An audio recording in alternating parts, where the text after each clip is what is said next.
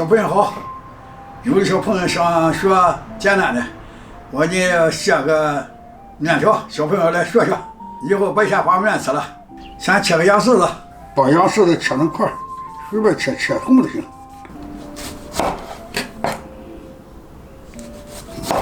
小朋友不要经常吃方便面，方便面吃多了不好有火。经常吃吧，老爷知道不成事儿，也不能谁经常吃，都倒上吃。咱这个做这个也不难，光下面条行了，我常和着吃。放点盐，放点鸡汁，放点豆瓣酱，放点糖，放点糖。炒这个菜多放点油。好像可好香，这个全是柴火当油当材料，成吧？好，这个炒糊了，别糊就行。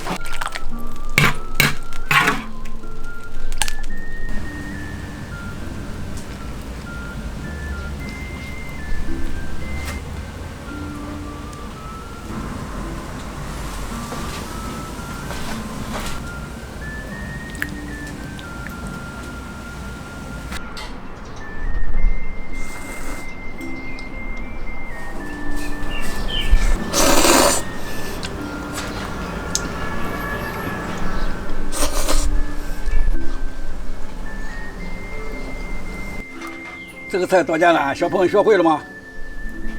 是吧？